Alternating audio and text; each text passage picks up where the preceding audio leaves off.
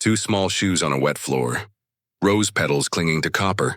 Silence where prayer should be. Easter morning at Oakridge Plantation, Maryland. The bells in town are ringing. Families dress in white. Bread is rising in warm kitchens. And in a small washing room near the back hall, two children drift in still water that smells like roses and soap. The tub is bright. The day is bright. The world is not. A laundress stands nearby, dress soaked to the hem. Her hands are raw from years of lie and scrubbing. Her name is Martha. The house will say she did it. The church will say she damned herself. But when the door bursts open and the mother screams, Martha does not run. She does not explain. She looks at the water as if it could talk. Two lives are gone on the day of resurrection. Two little lights snuffed out under a roof that says grace before every meal. Murder, they will call it. Revenge, some will whisper. Cleansing, Martha will say. Before we open the ledger of this day, subscribe and comment your state below. Because stories like this were buried on purpose. We are digging them up one name at a time. Here's my question to you. When a world washes its sins with hymns and sugar, what does it call the woman who washes them with water? Spring in the Maryland countryside comes soft and bright, like a hymn sung from far away. Orchards wear white veils of blossom. Fences shine with new paint. In town, hats bob like lilies on a Sunday stream. But beyond the steeple and the shop windows, roads bend toward places that never make the papers. One of them is Oakridge. Oakridge is tidy from a distance. White columns, symmetry. A gravel drive that crunches under hooves and carriage wheels. Up close, the order breaks into pieces. Ash in the cookhouse, cracked knuckles in the quarters, backs bent at the pump. Slaved hands keep the world spotless so others can pretend the world is clean. Easter, here means extra shine. Linen like snow, silver that throws back the sun. The Harwood family will say they love the Lord. They do not miss church.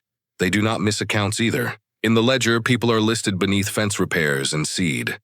Isaiah, Esther, Samuel, ink dries. Hearts do not. The county whispers its news in simple lines. Good weather. New horse. Girl sold. Then the day moves on. At Oakridge, the washing yard is Martha's country. Wooden tubs. A paddle polished by years of stirring. Bars of lye that bite like winter. She stands at the center of it, shoulders steady, knuckles split. She learned this place as a girl at her mother's hip. Learned the math of stains and steam.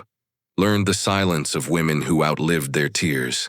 When the wind blows from the family cemetery, it lifts the edge of a tablecloth and lays it down again like a shroud. Easter multiplies labor. Shirts for boys pretending to be men. Ribbons for girls taught to glide. Gloves that will never know a field. Everything bleached. Everything pressed. Everything perfect. In church, they will hear about blood that cleanses and water that saves. Back here, the water strips skin and leaves no mark on a soul. The county knows the Harwoods. The house entertains cousins from Baltimore. Lawyers and merchants with soft hands. They see the orchards and say, bloom. They see the house and say, blessed. Few walk the back path where the laundry drips like small white flags on a line. Few notice the woman who hangs them and does not look up when footsteps pass. Anchor this in your mind. Maryland. 1830 Oakridge Easter season. A place that believes in grace so much it keeps it locked in a front pew. A place that ties law to prayer and prayer to profit. A place where a woman who scrubs the world learns that soap cannot reach the stain under it. If a door keeps you in, who does it keep out? If the bell calls the righteous, who rings it? If the county is so clean, why does it always smell like smoke? By afternoon, the Saturday before Easter, the house hums. Pies cooling, lace drying, voices floating through the hall. Out in the yard, the wind shifts. Somewhere deep in the trees, dogs bark and then go quiet. In the tub, water folds around linen like fog around a headstone. The day ends, the night gathers. Oakridge sleeps with its faith on the mantle and its sins in the ledger. Tomorrow the bells will ring. Tomorrow water will rise, and the county will learn a new word for clean. Before the tub, before the scream, before the gallows. There was a girl who learned to lift wet sheets higher than her own head so they wouldn't drag in the dirt. Her mother taught her the rhythm. Scrub, rinse, wring, breathe. Don't watch the house, her mother said. Watch the water. The house belonged to people who could sell a sunrise if they found a way to fold it. The girl grew into a woman. The paddle grew smooth under her grip. The lie opened her skin like winter opens earth, cracked and red. Martha, they called her when they needed something cleaned. Girl, when they didn't. She learned every stain the Harwoods could make. Wine on table linen, ink on cuffs, grass on the knees of boys who never worked a field. She learned to erase evidence without touching cause. Then came her children. Isaiah with black curls and bright questions. Esther with soft hands and a stubborn chin. Samuel, a laugh you could hear from the yard to the woods. She hid sugar for them, saved the heel of a loaf, sewed stories into the hem of each day so they would know who they were. Oakridge smiled at Easter. Oakridge frowned at debt. Master Harwood gambled like a man who believed the Lord had stacked the deck for him. When the cards turned cold, he turned to the parts of life he owned on paper. Isaiah ate, took the fall for a debt he never dealt. The wagon rattled away with his eyes wide and his hands empty. I'll come find you, Martha whispered to dust. Esther left next, sold with her father because a buyer liked family lots. They walked away together. That made it worse and somehow kinder. Martha stood with both hands on the door frame while her breath fell in pieces at her feet. Samuel, only 4, was the one that broke something that never healed. The thoroughbred ate up more than oats. And so a man in a good coat took the small boy because he planned to train a servant who started at the right size. Samuel's toy horse fell in the yard. Martha kept it under her mattress like a beating heart that didn't know it had been cut out. In church, the Harwoods sat straight-backed in the front. They nodded through words about mercy and love. They believed truly that God liked them best. Martha listened from the gallery and held a Bible that had more fingerprints in Exodus than anywhere else. Through water, the preacher said. Through death into life, he meant one thing. The words meant another. Grief changed the temperature of her days. It pulled the color out of them. It sharpened edges, too. She was polite in speech and stone in silence. People called her obedient because they did not know the sound of a dam that holds. A year passed. Then 2. Easter came and went with flowers and lace, and a table long enough to hold a lie from one end to the other. The world did not break, so Martha learned how to bend it, not with fire or with knives, with the thing that never stops moving, never stops finding a way in. Water. She dreamed of it at night, not a river that runs, a pool that takes, rose petals on the surface like coins on a closed eye. She woke with her palms buzzing like they remembered holding something that wasn't there. Martha's hands, lie burned, empty, steady, say their names: Isaiah, Esther, Samuel. Names that never made it into the family Bible, but wrote themselves into the day anyway. If your children were torn from you, what would you do? Speak easy now. The answer sounds different when the door is locked. The county dressed itself in scripture for Easter. Hymns like lace, sermons like ribbon. The Harwoods loved tradition. They loved the music of their own goodness. Cleansed by blood, the preacher said. Purified by water. He meant sacraments. He meant salvation. Martha heard sentences that didn't end where his voice stopped. Water in one life softened cloth. In another, it softened truth. She learned both. In the laundry yard, steam rose like incense. The copper tub shone like a chalice. Martha ran her fingers along its lip and thought of how a container can make a liquid holy or cruel. It is not the water that changes. It is the hand that holds it. Dreams kept visiting. Not fevered, not wild. Cool, exact dreams. A room washed in morning. Rose petals floating. A child's breath making small rings on the surface that reach the edge and disappear. Her children calling from a distance no map could mark. She asked into the dark, "Where are you?" The dark answered with ripples. The Saturday before Easter, the house buzzed. Martha ironed the Harwood children's good clothes. William's jacket, Elizabeth's ivory dress with pink ribbon. She pressed each seam with a care that hurt to watch. Her eyes did not water. The steam already did that for her. Out in the yard, William's voice came bright and careless, carrying a bird's nest like a crown. Elizabeth clapped and asked about honey cakes as if hunger were a game you played, and then you stopped because you got bored. Martha nodded and sent them away with words as gentle as a closed door. When they ran off toward the pond, the yard changed temperature. It felt like the last deep breath before someone goes under and does not come up until they are someone else. At the evening prayer, The master read, "Suffer the little children to come unto me." The words hung in the air like smoke that will not leave a room. Martha set the table. She did not look at him. She thought of how a verse can be a window for one person and a mirror for another.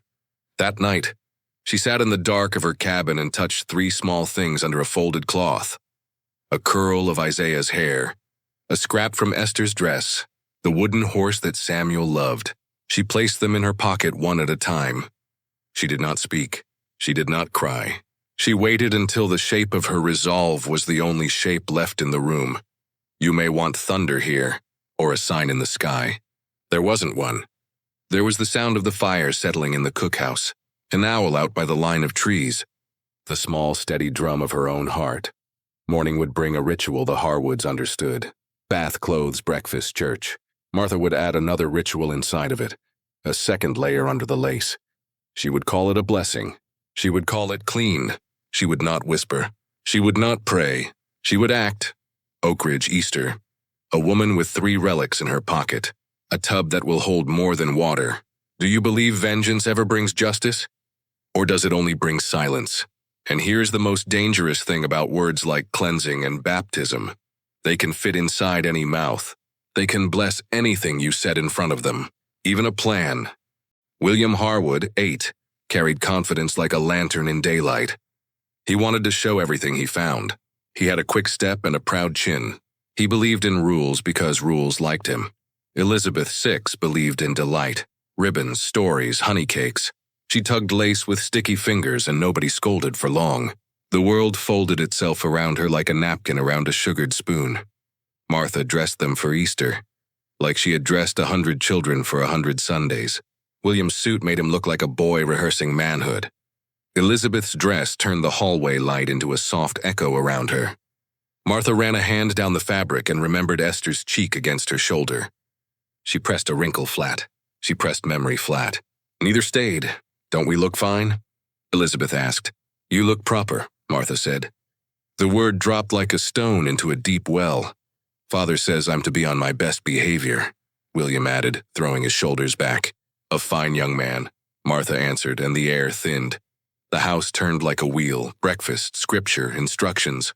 Rose petals in the bath, Mistress said, thinking of photographs that did not yet exist. A holy day should smell holy. Martha nodded and carried heat in a copper kettle through a hallway, where portraits watched her pass and did not blink. In the small washing room off the kitchen, she built a still morning, copper, water, petals floating like tiny boats with no shore. Steam wrote brief messages on the window and wiped them away. She listened for footsteps and heard only her own breath returning to her. Mother says we mustn't play, Elizabeth announced from the doorway, eager to report obedience. This is not play, Martha said. This is a blessing. Blessing? William squinted, suspicious and curious at once. An Easter purification, Martha said in a voice that carried the weight of a church she would never own. Like baptism.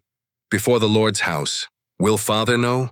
Elizabeth whispered, tasting the secret as if it were sugar. It will be a surprise, Martha answered, and the word did not break. They had been raised to follow ritual. They had been trained to trust the hand that guided. In a world where rules smiled at them, obedience felt like safety. Martha guided Elizabeth to the tub. Close your eyes. Think of light. Think of clean. The little girl did as she was told. Her lashes made small shadows on her cheek. The hand that had wrung linen smooth lowered a child into water that smelled like a garden. Ripples moved across the copper like time across a name. Martha held the moment in her palms and did not let it up. In her mind, 3 different voices called from 3 different places, and water answered them all with the same word. Hush. Is it my turn? William's voice floated from the hall, impatient with waiting.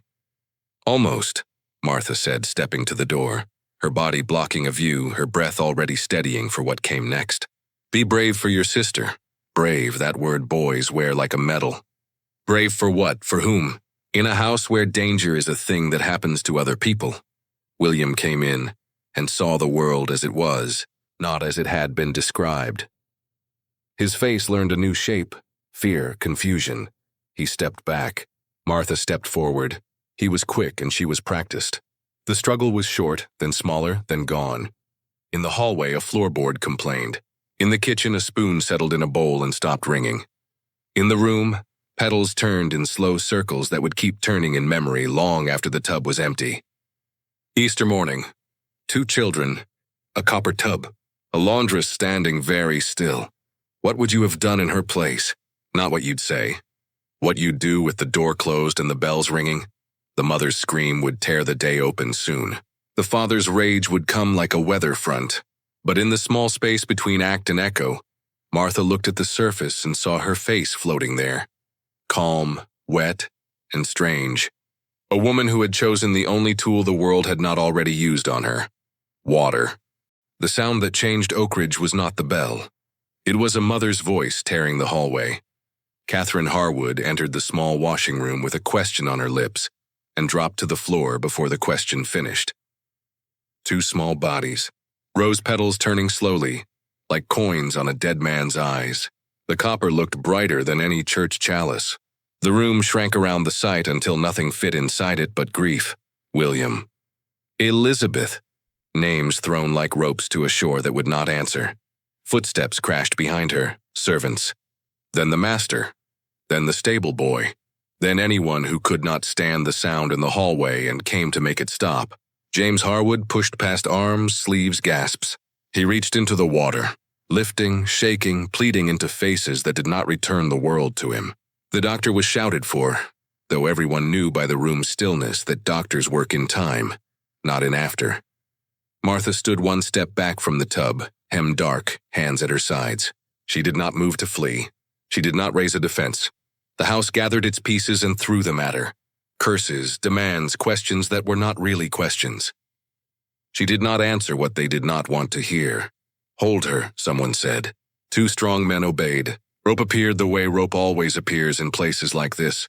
Quick, familiar, ready. Why? James Harwood's voice was a thing with broken edges. Why? He wanted a word to put between him and the sight in the tub. Martha gave him 1 word, calmly, as if she were naming a day of the week. Cleansing. Outside, the carriage that should have taken them to church stood with its horse stamping, confused at a harness made for moving and a house made for stopping. In the kitchen, bread sank in an oven that was never opened. In the quarters, the news traveled before the messenger, as news does when it changes the way the ground feels under your feet. They dragged Martha to the storage cellar, the door shut like a lid. The afternoon folded into a narrow strip of light through a barred window. Voices above rose, fell, cracked. A doctor arrived and left with his hat in his hands. The Reverend Holcomb came later, face carved hard, Bible pressed close. Down in the cellar, Martha sat on the packed earth and let her breath even out.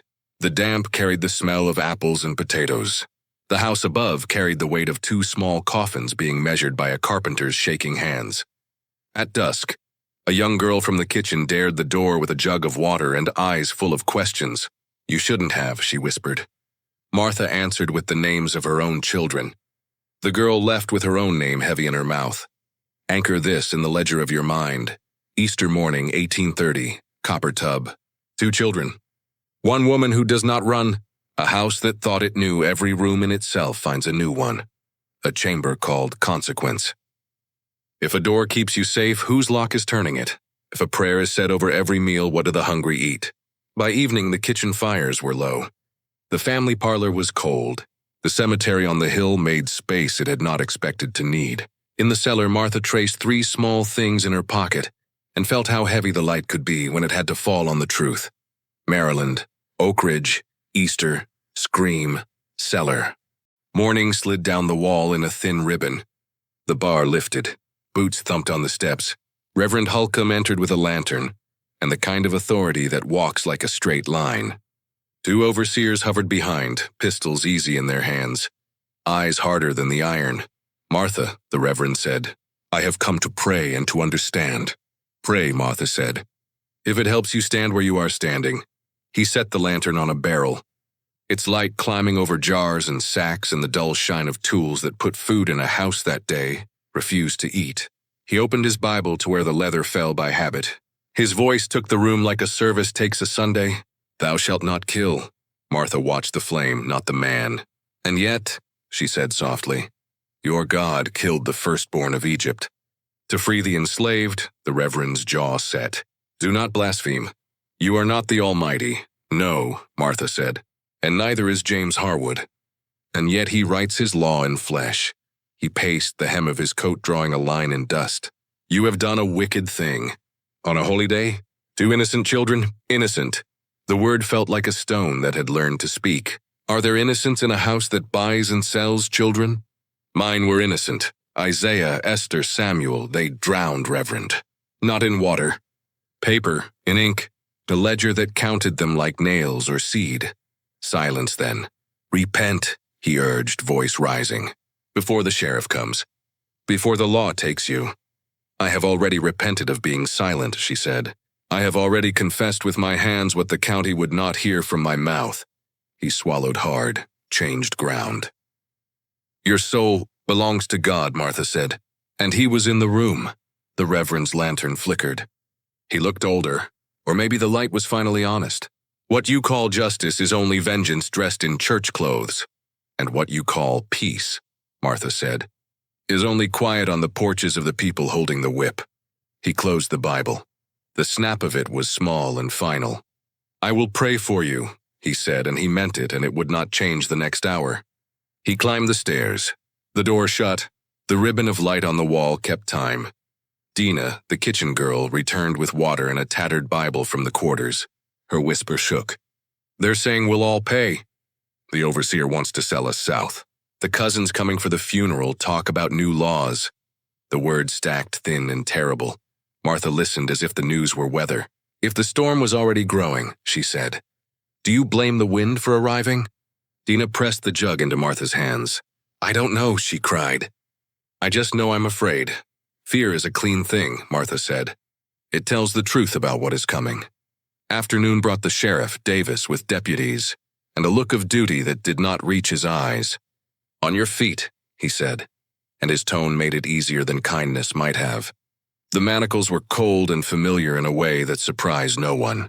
They led her past the laundry yard, past the tubs that had taught her arms how to be stronger than grief, past the line where sheets hung like small white flags of countries that do not exist. On the porch, Catherine Harwood stood in her nightdress, hair loose, face carved by a knight no one survived intact. Bring her to me, she said. The sheriff hesitated, then nodded. 2 mothers faced each other across a space that could not be crossed. Why? Catherine asked, the word not a demand now, but a wound. For my children, Martha answered. For yours to know what it feels like. Catherine's eyes widened, then shifted, as if a long hallway she had never walked before opened in her mind. Your children? She whispered, turning to her husband. James, did you? They were mine to sell, he snapped. The Reverend flinched. The sheriff looked at the floor. The house held its breath and then let it out in a new shape. Cellar, scripture, 2 mothers. Sheriff Davis, the road to town waits. If the law is a door, who holds the key? The county seat wore brick-like armor. The courthouse sat on its square with white columns that pretended to be pure. Behind it, the jail hunched low and gray. A place that did not pretend anything.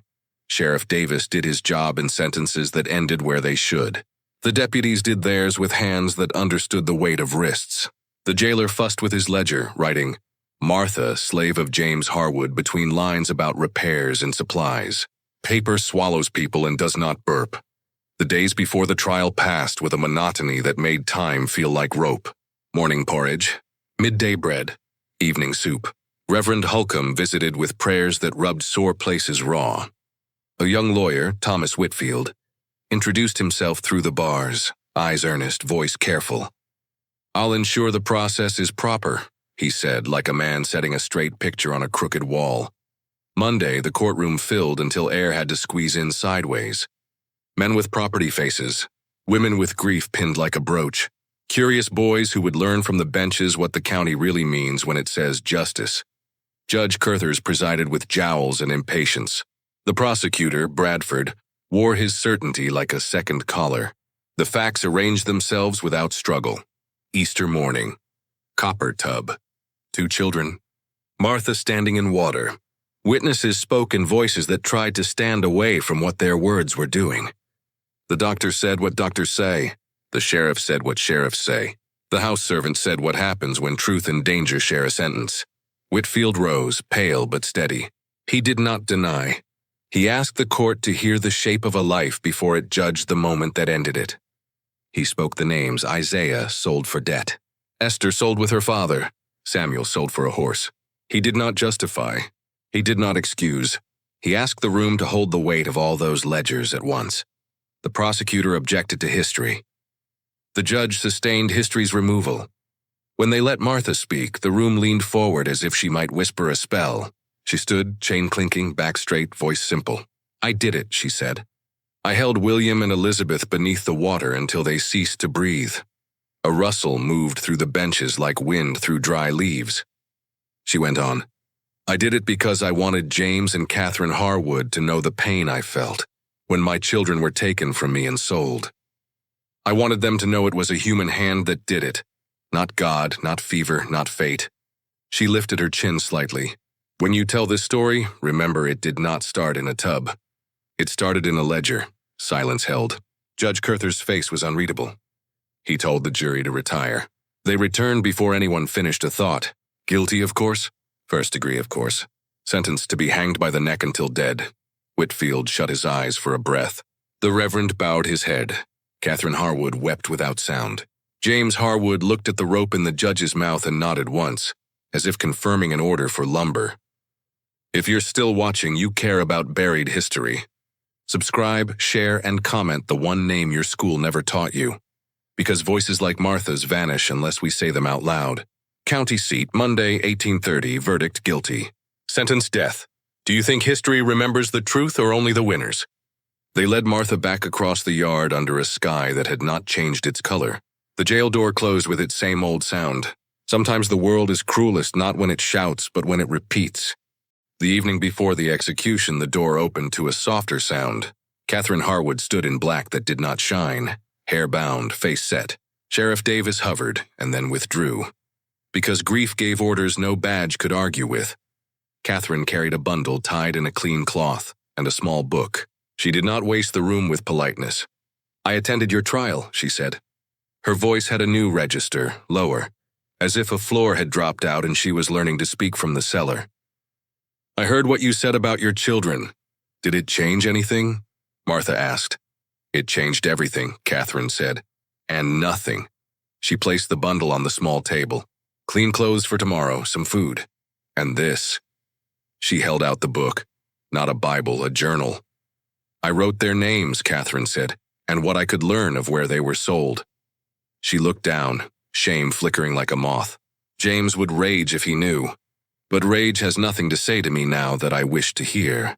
Martha opened the journal like a door, ink in a careful hand.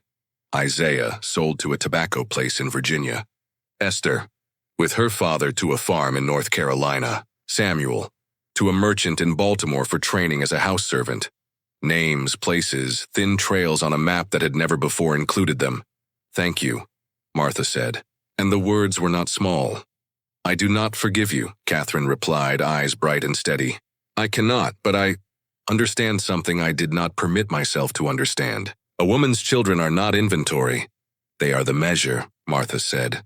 Catherine nodded. "I have had their names entered in our family Bible," she added, voice close to breaking. Alongside, she stopped. The sentence did not know how to end. She found another one.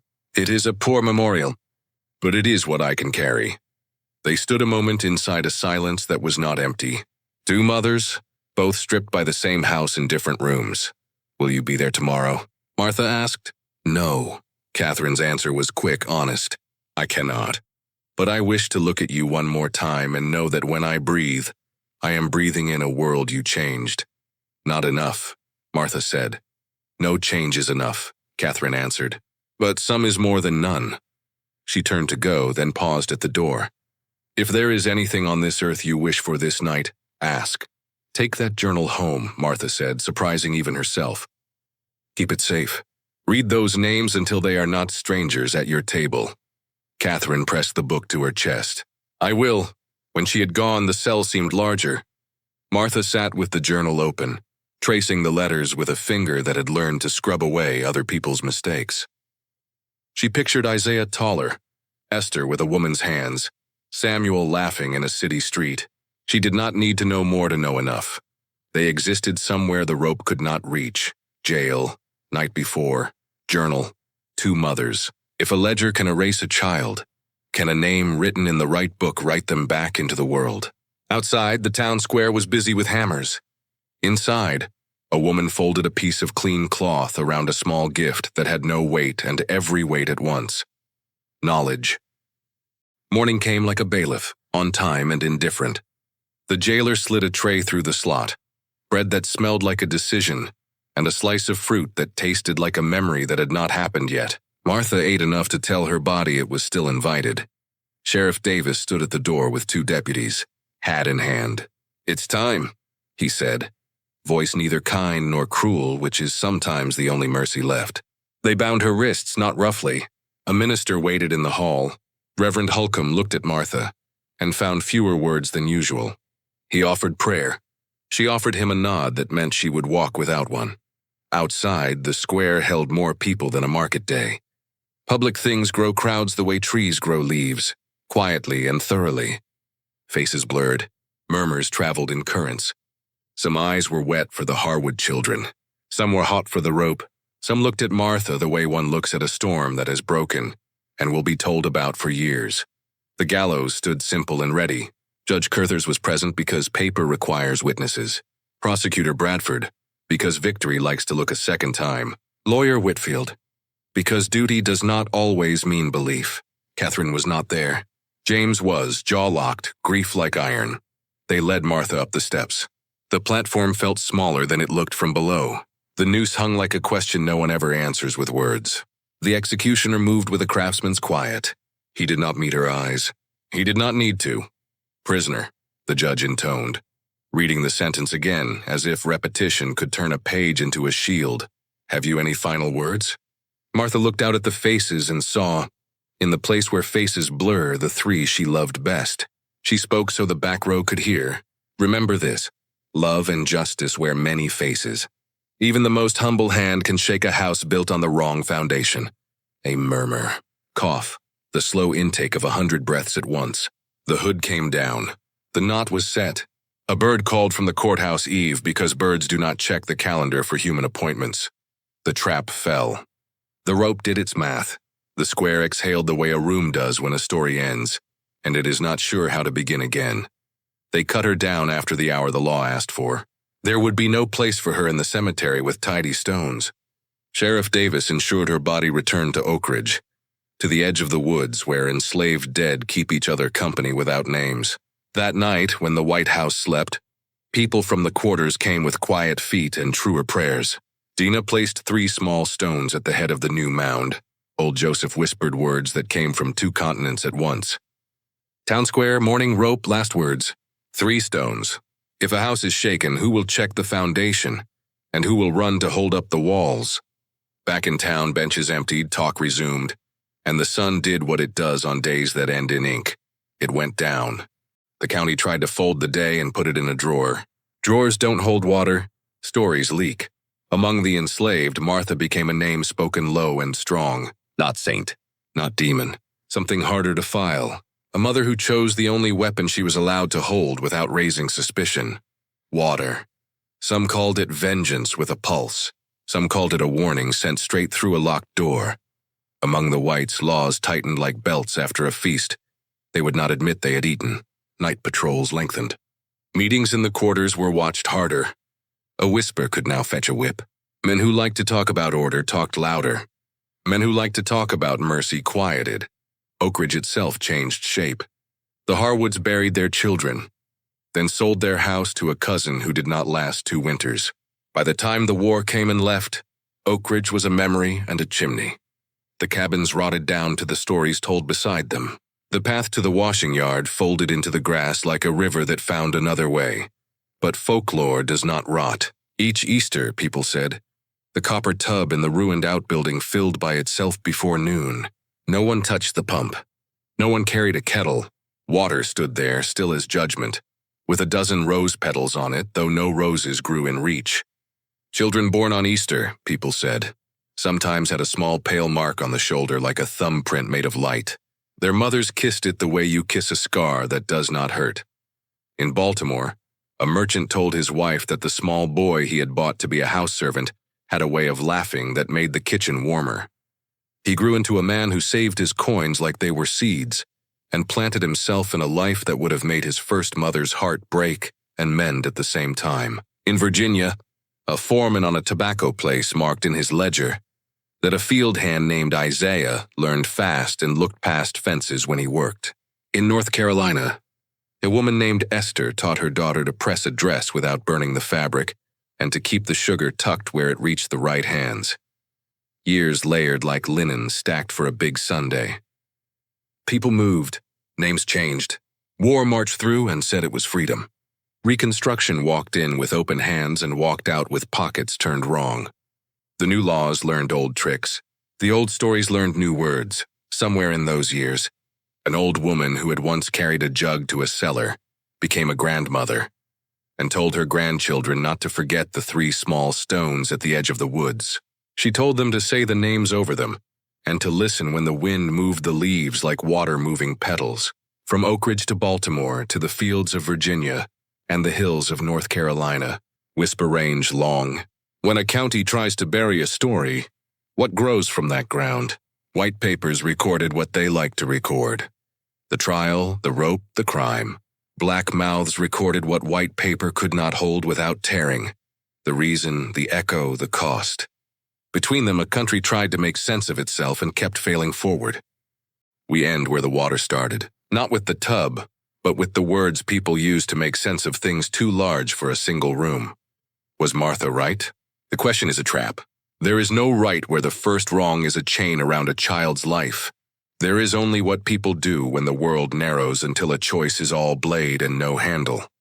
Her act cannot be excused. 2 children died. The sentence lands heavy and should. But the story cannot be understood without the ledger that comes before it. Without the pew that says grace with one hand and signs a bill of sale with the other. Without a county that believes cleanliness is a shine on silver, not a reckoning in the heart. What did Martha change? The house learned it could be hurt. The law learned it could be looked in the eye and called by its other name. A mother learned the locations of her children on a map. Another mother learned that love is not a thing you can measure in lace. People in the quarters learned that a quiet woman can carry a storm in her pocket for years and open it at noon on a holy day.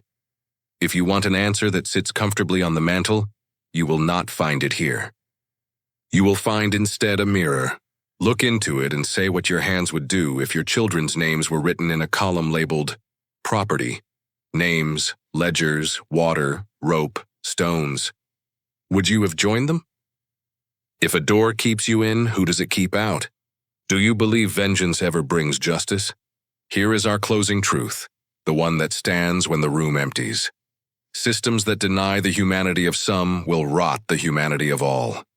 The rot hides in polite places, in hymns sung without listening, in ledgers written without looking up, in the habit of believing that clean means quiet. Martha's grave has no stone you can read, but 3 small rocks still sit where night hands placed them. If you walk there in spring and the wind is right, you might smell soap and blossoms and something like river cool air in a room with no windows. You might hear the lightest sound, petals or pages or the soft syllables of names that refuse to disappear. Share your thoughts below. Was Martha a monster, a martyr, or something our language still doesn't have a word for? Subscribe to help us unearth the stories that were buried on purpose, and watch the next chapter in this series of hidden history.